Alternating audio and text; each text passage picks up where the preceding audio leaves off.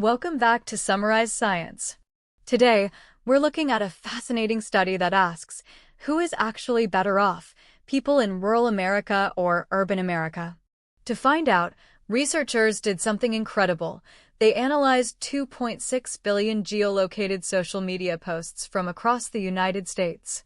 Their findings uncovered what they call a rural-urban paradox in well-being. It turns out, the answer depends entirely on what you mean by well-being. The study makes a key distinction between life satisfaction and happiness. So what's the difference? Life satisfaction is your overall, long-term evaluation of your life as a whole, a big-picture judgment. Happiness, on the other hand, is more about your day-to-day mood and feelings, the short-term emotional side. And here is the core finding. Rural counties consistently express higher life satisfaction. They seem more content with their lives when they step back and evaluate.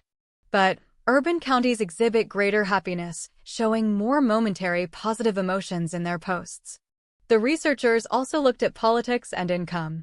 They found that Republican-leaning areas tended to report higher life satisfaction.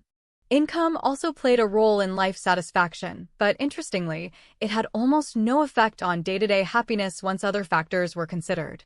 Another key point is how we react to major events. During the pandemic years of 2020 to 2022, happiness levels dropped sharply across the board. However, life satisfaction, the long-term measure, moved much more modestly, showing it's more stable against short-term shocks. So why this split? The study suggests that long-term life satisfaction is tied to stable factors like community and a certain pace of life, which might be perceived as stronger in some rural areas. Meanwhile, the daily happiness of urban areas might reflect denser social networks and more opportunities for varied, positive experiences. So, let's recap the three main takeaways. First, rural and urban well-being are different. Rural areas show higher life satisfaction, while urban areas show more happiness. Second, politics matters, but its effect on well-being changes depending on the local, rural-urban context.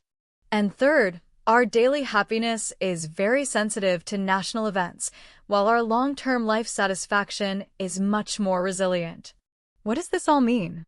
It shows that there isn't one simple answer to who is better off. This research gives policymakers a more nuanced way to understand well-being, suggesting that improving life may require different strategies in different places. It also showcases a powerful new way to measure the emotional pulse of a nation using social media data.